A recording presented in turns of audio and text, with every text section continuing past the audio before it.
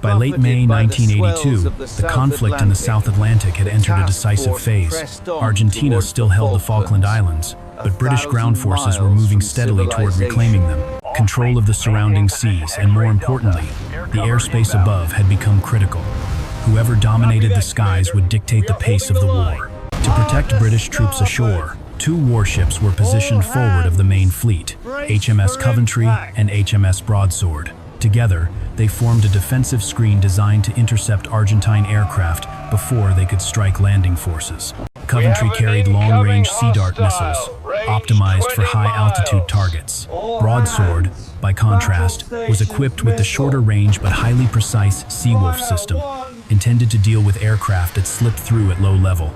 On paper, it was a formidable combination. In reality, it depended on flawless coordination, reliable electronics, and early detection luxuries rarely guaranteed in war. The Argentine Air Force understood this well. Their pilots were flying A-4 Skyhawks, aircraft that were already outdated by the standards of modern air combat. They lacked onboard radar and electronic warning systems.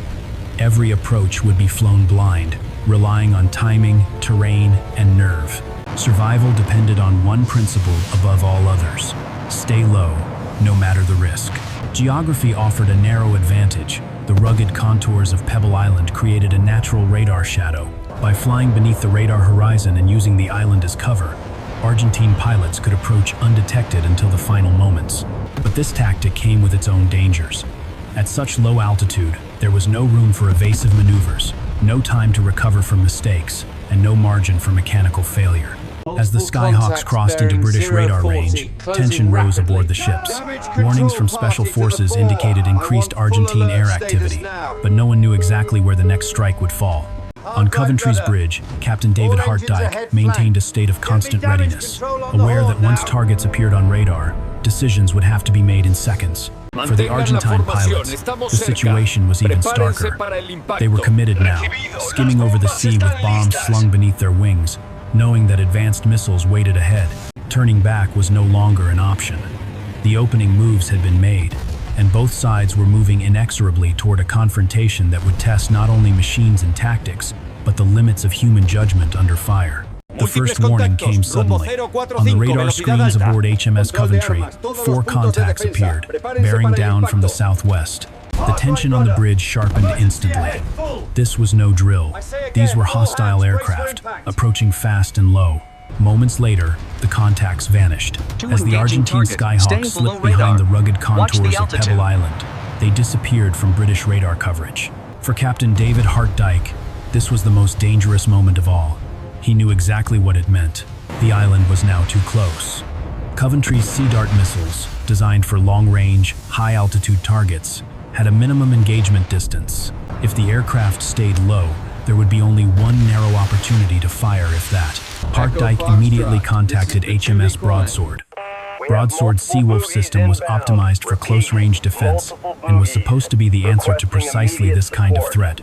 On paper, the two ships complemented each other perfectly.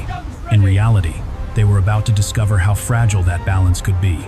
At sea level, Captain Pablo Carballo led his Skyhawks forward, hugging the land as long as possible. His aircraft had no radar, no electronic warning systems. At 10 nautical miles, the British ships came into view not as blips on a screen, but as dark silhouettes against the water. There would be no second chance. He ordered the attack. As Carballo and his wingman broke cover and accelerated, Coventry's radar lit up again. 2 hostile aircraft, low and fast. At the same time, a British Harrier reported its position nearby. For a brief, agonizing moment, friendly and enemy aircraft occupied the same airspace. Hart-Dyke had seconds to decide. He ordered the Harrier diverted and authorized missile fire. The Sea Dart launchers swung toward the incoming jets, but the system struggled to lock on. The Argentine pilots were flying just feet above the waves, their aircraft intermittently masked by sea clutter. On Broadsword, the Seawolf operators acquired the targets, but almost immediately, the system faltered.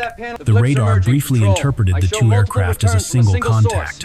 When that contact split, the guidance system failed. Commands were shouted, systems were rebooted, there was no time. Lookouts on Coventry abandoned their screens and shouted warnings with the naked eye. Deck guns swung into action. followed by a chaotic chorus of machine guns and rifles as sailors fired desperately across the deck. Tracers arced toward the oncoming aircraft, splashing into the sea ever closer to their targets. Carballo saw the fire intensifying and made a split-second decision.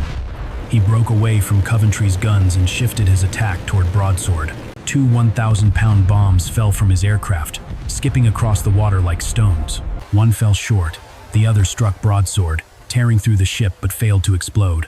For a moment, both sides were suspended in disbelief. But the battle was far from over. Behind Carballo, a second pair of Skyhawks was already closing in, and this time, the margin for error was gone. The second wave struck with ruthless precision. Flying just above the surface, the Skyhawks of Mariano Angel Velasco and Jorge Nelson Barrionuevo closed in at maximum speed. On HMS Coventry, alarms echoed through the ship as radar operators struggled to maintain a lock. A Sea Dart missile finally launched in a flash of smoke, but almost immediately, the target vanished from the screen. The aircraft had dropped lower still, slipping beneath radar coverage. The missile flew on, blind and useless. On HMS Broadsword, the situation was no better. After frantic attempts to reboot the Seawolf system, the screens flickered back to life. Targets were acquired. The launchers began to turn. And then, in a cruel twist of fate, Coventry moved directly into the firing line. The only missiles capable of stopping the attack were now physically blocked by the very ship they were meant to protect. Seconds ticked by. There would be no second chance. As the Skyhawks broke through, Captain David Hart-Dyke ordered all weapons to fire. Coventry's deck erupted in noise. The main gun thundered toward the sea, its rounds splashing short. The 20mm anti-aircraft gun jammed at the worst possible moment.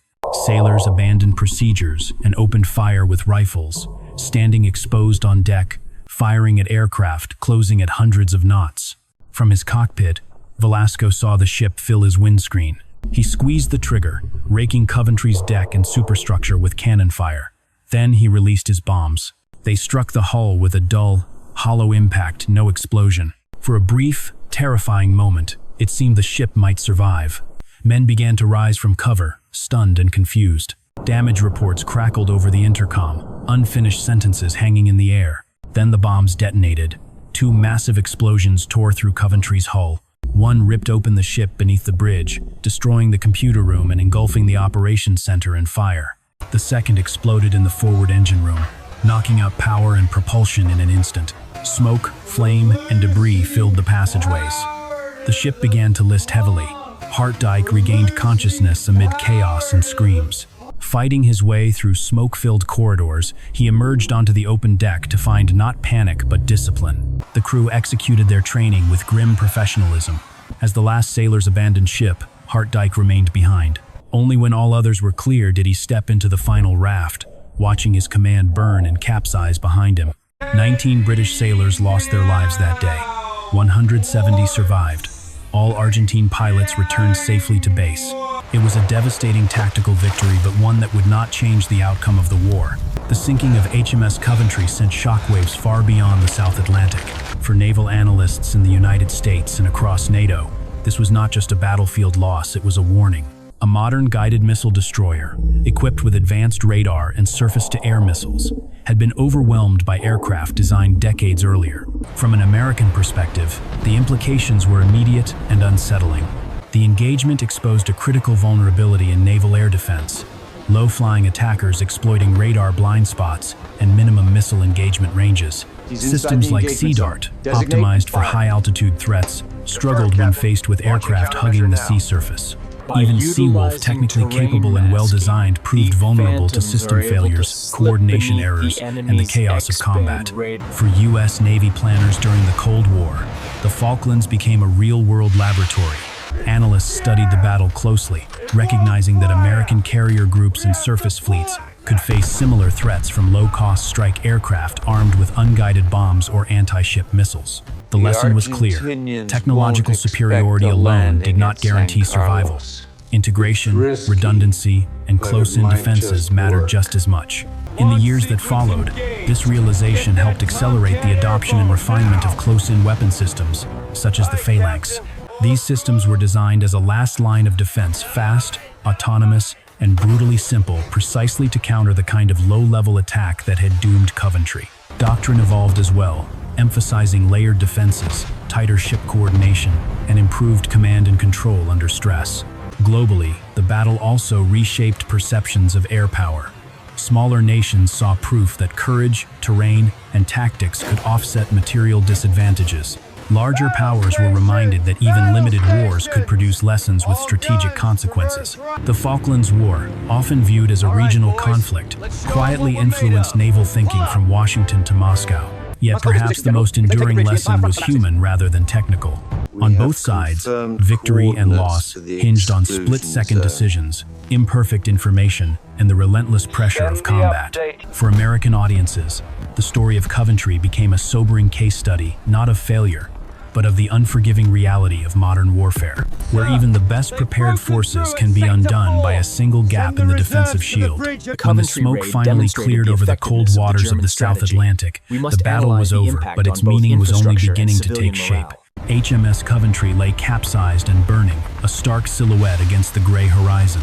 19 British sailors never returned home.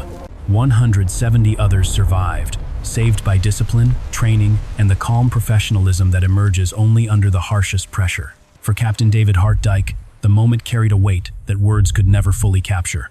As the last man to abandon ship, he embodied an ideal deeply rooted in naval tradition: responsibility that does not end when hope fades.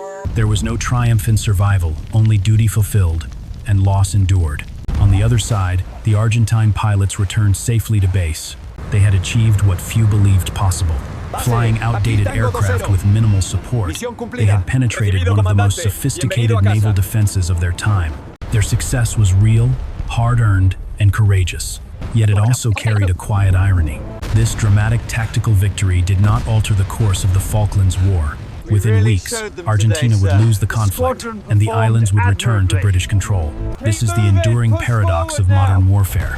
Individual battles can be decisive in the moment, yet irrelevant in the long arc of history. Technology can dominate one day and fail the next. Courage can change outcomes, but not always destinies. The legacy of Coventry reaches far beyond 1982. Navies around the world absorbed its lessons, reshaping doctrine, redesigning defenses, and reconsidering assumptions about air power and survivability at sea. But beyond strategy and hardware, the battle left behind a more human inheritance. A reminder of how thin the margin is between control and chaos, between survival and catastrophe. Today, the sea above Coventry is calm, the guns are silent, but the questions raised by that day still echo. Have we truly learned how to manage the limits of technology? Do we remember the cost paid by those who stood watch when systems failed? The battle may be over. The history, however, is still being written.